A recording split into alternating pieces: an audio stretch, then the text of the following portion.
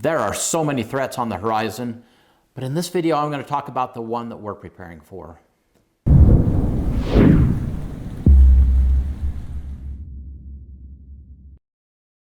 Hey Provident Preppers, I'm Jonathan. And I'm Kylene. So there are so many threats out there to prepare for, and everywhere we would look, this world is going crazy. And so sometimes it's really hard to kind of narrow it down and to think about, okay, what's my biggest risk? What's the most important thing that I need to mitigate for? And so today in this video, we've actually decided to share with you what our number one risk that we're preparing for is.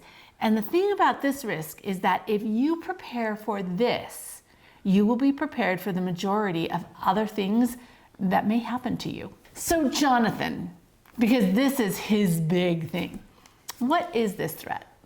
Well, it's grid down, and we've talked about this before. Complications associated with the grid down situation exceed probably anything else that I've ever even thought about. And it's because our world now is so dependent. Everything revolves around electricity, the way that we get our food. I mean, it's not just that you're not going to have lights. It's our whole world would just go back into like early 1800s. And the fact is, we're not prepared to live that way. Right. The people back in that time, that's all they ever knew. And they were okay because they lived that life. And we don't live that life today. Well, kind of. I kind of sort of do. She's a little bit spoiled, but that's because I grow so much of my own food. That is true. And there are a lot of things that the transition for us without power, because we have prepared, would be much less traumatic than for most people. That is true. Right? So we should probably talk a little bit about that. So let's first just talk for a moment about some of the triggers that would cause this grid down to happen. One of those is cyber attack. A lot of times we don't see it much, but those in the places where it really matters, they understand that this is a big deal. It could very easily, just with a cyber attack, shut down water systems, power systems. I mean, so many different things. That one's real.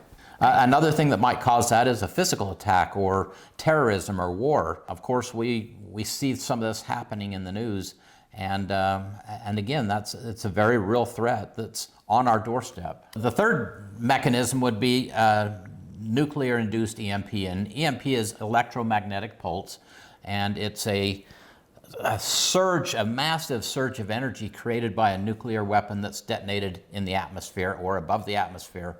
And it just over-energizes everything and fries transformers, electronics, all these things that we rely on for our nice lifestyle that we have today. So let me see if I've got this straight. So an EMP, even though it's a nuclear weapon, if it's detonated high in the atmosphere, then that means that it's not going to physically harm me. I'm not worried about radiation on me, right? I'm not worried about me dying.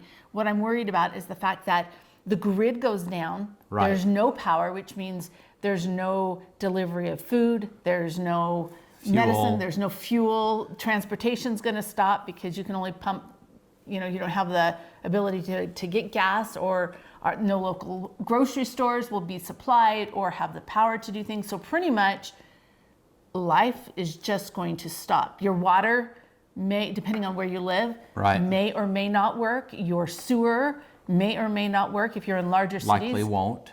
You're in much bigger risk. So we've got just a whole lot of issues with a grid down. So that's what would happen in EMP, right? And that's why what is the estimate? I can't remember what the estimate is, the number of people who would die within the first year. Well, you've got a variety out there, but some 70 to 90% is the typical number that they use. Now, I think that's a little high because I think we as people are very resilient, but that's the number that's out there, is 70, 90%, and that's just devastating to even think about. That is devastating. And number 4 is another form of EMP, a solar-induced EMP, which does basically the same thing. The 1859 Carrington event is an example of that, and if that happened in our world today, would just cause tremendous damage. Probably wouldn't be as devastating as the nuclear, most likely, but still very, very devastating.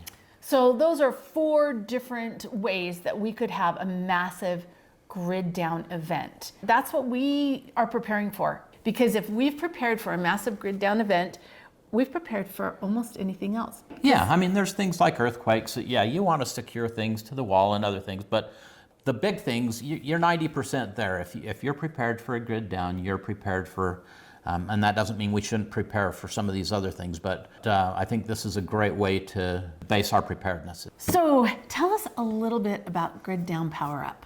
Grid Down Power Up is a video that actually came out a while ago, and we talked a little bit about it, and then they pulled the video down. The video went back up, I think, in January, so it's been out there for about 3 months. There's some good things about it, some not so good things about it. I think everybody should watch it. There's a 7-minute, real slimmed down version, and there's one that's about an hour and 6 minutes or something. We'll leave links for both of those, but I think it's great information. Maybe I'll talk first just about the things that I didn't care for in it. Okay.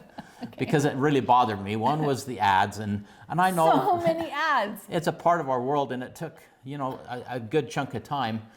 But even bigger than that was the fact that they didn't encourage the public to prepare. This video, I think, should have had a section on how we can prepare, things that we can do, because this is serious. So those were a couple of things I didn't like. They just missed the opportunity to encourage people to prepare. On the more positive side, I thought it was educational. It really helps people understand the threats that we face. The threat is real, and understand what it is so that we can talk to ourselves and others. And it provided an opportunity to get involved and maybe make a difference. They are providing a means for you to write to your legislators and to the utilities to encourage them to address this problem, because it's really a political problem. Everybody wants everybody else to solve it, and we've known for years how to fix most of these problems, but it just hasn't happened because nobody can get on the same page. And that's what the intent of this video is to try and get all the big players on the same page that this is a threat and we need to address it, and figuring out how to get it done. Okay, so when you're talking about that, it reminds me of a meeting that we went to a couple months ago where there was a city planner there who was going to talk about the city's plan for emergency water. And it was really interesting because pretty much the plan is the city is going to try and provide water for 3 days, and after that, the citizens are on their own. That's the plan. We can write our congressmen, we can do what we can to be a voice, but in all reality, being prepared comes right back to us. It sits squarely on our shoulders. If there is a grid down event, we need to be prepared to be able to take care of our families, take care of our needs, our basic needs, right? We're talking food, fuel, water, shelter, yeah. Shelter, you know, a way to stay warm. So just the basics of life so that you can survive long enough for the government or whoever's in charge to kind of get things back in place. But that could be a really long time in a grid down event. We're talking years, not just a few months or a few weeks. So we really have to be prepared. Now, we've got some great videos on some of this. One of them was with our late dear friend Jim Phillips, where he talks about it's not if the grid goes down, but when the grid goes down. And quite frankly, I think we kind of both agree with that. Yes, yes. Jim and I had talked extensively, and we were very much on the same page. This is something that is such a threat, and politics and the world situation just all says that at some point, by one of these mechanisms, or maybe some other mechanism, it's going to go down, either for the entire United States or other areas, or at least in maybe smaller regions, but it's still such a problem. And you think back to the polar vortex that hit Texas, and they came within just a short time of losing the grid for, you know, an extended period of time. So there's a variety of mechanisms, but it doesn't change the fact that this is something that we can and should prepare for, and we can do it with a smile on our face, right? And that's one of the messages we always like to share is, yeah, we just cheerfully do what we can do because we can make a difference. He's always saying that this is part of our toughness program, and quite frankly, I'm not really interested in being that tough. I want to be tough when I'm forced to be tough. Not every day I want to be tough. He wants me to cheerfully be part of the toughness program. Another resource that we have is an interview that we did with Andrew Butchin with the EMP Shield, and he talks about the threat and, you know, what's real, what's not real, and what will be impacted, what will not be impacted. Now, as a family, some of the things that we have done is we did a 30-day grid down cooking challenge where we didn't use any of our regular electricity or natural gas to cook our food, including our Thanksgiving dinner, for an entire month. And we learned so much, most of all, that it's much harder, it takes much longer. Right. And But that it's doable. it is doable, but it takes a lot of work. And so we invite you to go visit that playlist. I'll leave a link to it, just because some of the things that we went through might teach you some things if you don't have time or the desire to be part of the toughness program and go without cooking fuel for 30 days. And another one that we did was the 90-day no shopping, no out to eat challenge. Another part of the toughness program. These kinds of activities help us really learn where there's holes, right? It's sometimes a little frustrating, but we figure out how to get through it. And that was another one. We couldn't shop for 90 days. We did use our garden, which was a blessing. And, Oh, yeah. and I think Mama should put in a plug for gardening right now. For gardening.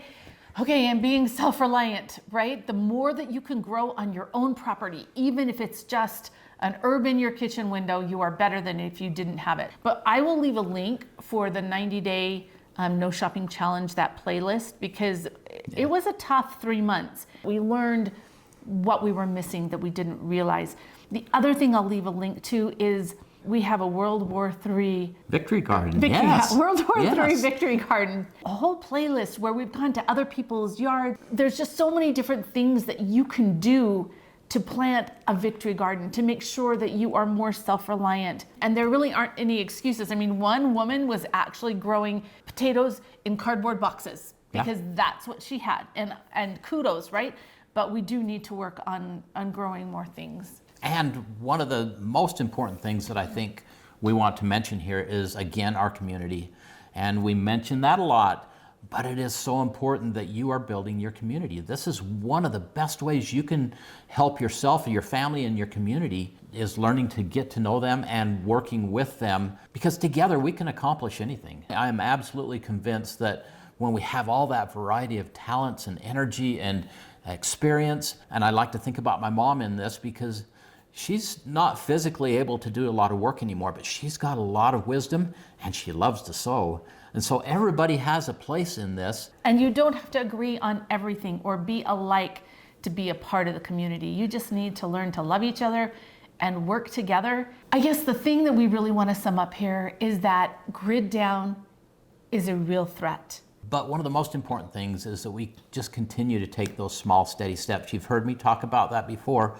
But that's really what it comes down to. We can't do this in a day or a week, and we have to not get discouraged. We have to cheerfully keep doing these little, small, steady steps. That's what we encourage you to do. And now for the question of the day. What steps have you taken to prepare for a grid down event?